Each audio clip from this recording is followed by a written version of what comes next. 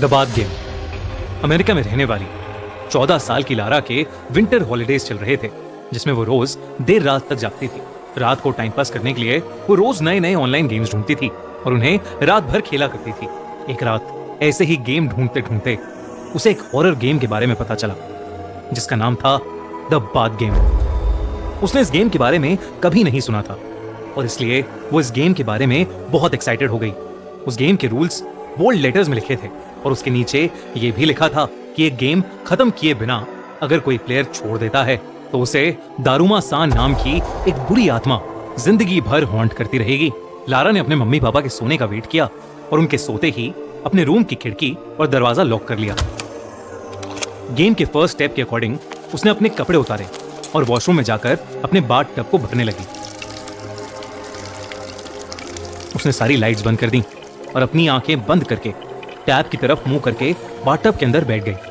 Game का दूसरा step था कि एक जापानीज मंत्र को बार बार रिपीट करते हुए अपने बाल धोना, और लारा वही करने लगी। उस मंत्र को बोलते बोलते उसने अपने बाल धोना खत्म कर लिया, पर उसे वहां बंद आंखों में ना तो कोई आवाज सुनाई दी और ना ही बाथरूम में किसी की प्रेजेंस फील हुई। लारा ने द बाथ गेम को बकवास समझा और वो अपनी आंखें खोलने ही वाली थी कि तभी उसे बाथरूम में किसी के चलने की आवाज आई। वो आवाज एकदम तेज हो गई। तभी वहां सफेद फटे हुए मैले कपड़ों में एक औरत उसके सामने आ गई। वो एकदम से बाथटब के अंदर गिर गई, जिसकी वजह से उसकी दाईं तरफ की आंख एक जंग लगे हुए टैप पर लगकर बाहर निकल आई और लटकने लगी। उसकी आंख से ढेर सारा खून निकलने लगा और वो पूरे बाथटब में फैल गया। लारा इन आवाजों से सहम सी गई। वो आंखें खोलने का सोच ही रही थी, पर तभी उसे गेम के रूल्स याद आ गए और उसने उस औरत से पूछा, Why did you fall in the bathtub? यानी तुम बाथटब में क्यों गिर गई? ये कहते ही लारा गेम के अकॉर्डिंग बाथटब से निकलकर बिना मुड़े बाथरूम के बाहर निकल आई। उसे इस बात का विश्वास ही नहीं हो रहा था कि उसे दारुमा सान की प्रेजेंस सच में फील हुई है। वो डर के मारे एकदम सुन्न पड़ गई। उसका उस वक्त मन कर रहा था कि वो अपने घर से भागकर कहीं दूर चली जाए, पर अगर वो गेम के आगे के स्टेप्स फॉलो नहीं करती तो दारुमा सान उसको हमेशा हॉन्ट करती रहती। तो वो रूल्स के अकॉर्डिंग अपने बिस्तर में जाके सो गई। उसे पूरी रात ऐसा लगता रहा जैसे उसे कोई देख रहा है। बहुत मुश्किल से वो कुछ घंटों के लिए उस औरत के बारे में ना सोच के सो पाई।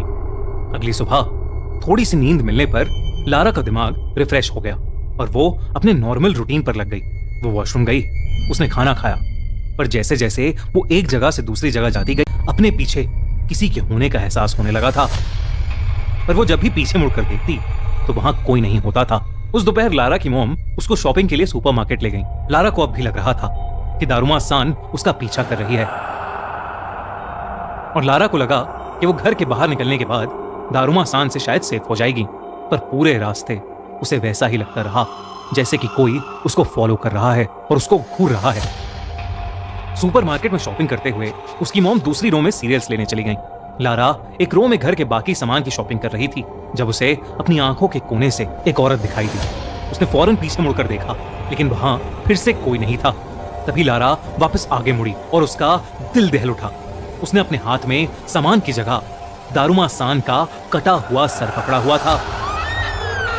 वो अचानक चिल्ला पड़ी और तभी उसकी मॉम ने उसे बिलिंग काउंटर पर आने के लिए आवाज लगाई। लारा ने जब फिर से देखा तो सब नॉर्मल था। उसके हाथ में नॉर्मल ग्रोसरी का ही सामान था। लारा बहुत घबरा चुकी थी, लेकिन उसने अपना मन शांत किया और बिलिंग काउंटर पर चली गई। बिलिंग के वक्त उसकी मॉम पेमेंट कर रही थी और लारा अपनी मॉम को सामान दे रही थी। तभी उसे कोने में खड़ी वही औरत दारुमा सान दिखाई दी। उसकी एक आंख की जगह अब एक छेद था। इससे पहले लारा कुछ कर पाती, वो औरत उसके बहुत ज्यादा करीब आ गई। तभी लारा को गेम का एक रूल याद आया और उसने तोरामे ये शब्द चिल्लाया और सुपरमार्केट के बाहर भाग गई। उसकी मॉम बिलिंग छोड़कर उसके पीछे भागी और लारा से उसके ऐसे बिहेवियर की वजह पूछने लगी, पर लारा जो अब डर के मारे कांप रही थी, अपनी मॉम को कोई जवाब ही नहीं दे पाई। उसकी मॉम ने उसे जल्दी से गाड़ी में बिठाया और उसे घर ले गई। पर वापस जाते हुए पूरे रास्ते लारा को दारुमा सान उनकी गाड़ी का पीछा करती हुई दिखती रही। लारा की घबराहट और बढ़ती गई, क्योंकि जैसे जैसे उसकी मॉम गाड़ी की स्पीड बढ़ाती, दारुमा सान उतनी ही तेजी से उसके पास आने लगती। वो लोग जैसे ही घर पहुंचे वैसे ही रोती हुई लारा चिल्लाने लगी, तोरामे तोरामे, और वो गाड़ी से भागकर घर के अंदर चली गई। लारा को अब डर के मारे फीवर चढ़ने लगा था और वो पूरे घर में दारुमा सान से बचते हुए तोरामे तोरामे चिल्लाकर अलग अलग कमरे में जाकर छुपने लगी। जो एक हॉरर गेम की तरह स्टार्ट हुआ था, अब वो लारा के लिए उसकी जिंदगी का सबसे डरावना एक्सपीरियंस बन गया था। लारा ने डिसाइड किया कि अब वो दारुमा सान को फेस करने के लिए आखिरी स्टेप के हिसाब से कांटे बोलकर एक एक्शन करेगी, जिससे ये गेम एंड हो जाएगी। लेकिन अब लारा जब भी दारुमा सान को फेस करके कांटे बोलने के लिए मुड़ती तो दारुमा सान वहां से गायब हो जाती।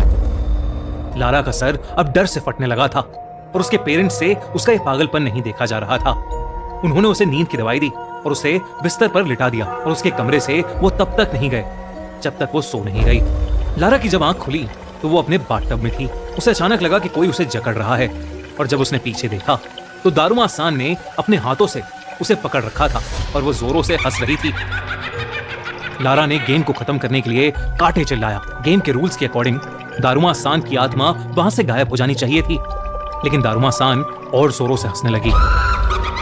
तभी लारा को सांस आनी बंद हो गई। उसे ऐसा लगने लगा कि जैसे वो बाथटब के पानी में डूब रही हो। डूबते डूबते लारा की आंखें बंद हो गईं। जब उसकी आंखें फिर से खुली तो वो अपनी मॉम के पास अपने बेडरूम में ही थी और पसीने से पूरी गीली थी। तभी लारा की नजर घड़ी पर पड़ी जिसमें 12:30 AM हो गए थे। मतलब अगला दिन शुरू हो गया था और लारा गेम टाइम पर एंड करने में फेल हो गई थी। लारा ये देखकर घबराहट के मारे रोने लगी और उसने अपनी मम्मी को जोर से गले लगा लिया। उस दिन के बाद से लारा को हर रात एक सपना आने लगा जिसमें दारुमा सान उसे उसी के बाथटब में पानी में डुबाकर मार रही होती है। और फिर एक दिन खबर आई कि लारा की मौत हो गई है और उसकी लाश उसी के बाथटब में तैरती हुई मिली। बात गेम के बारे में सबको तब पता चला जब लारा की मॉम ने उसकी डायरी देखी। लारा ने उसमें सब कुछ लिखा हुआ था। क्या आप ऐसे किसी गेम को खेलना चाहेंगे? हमें कमेंट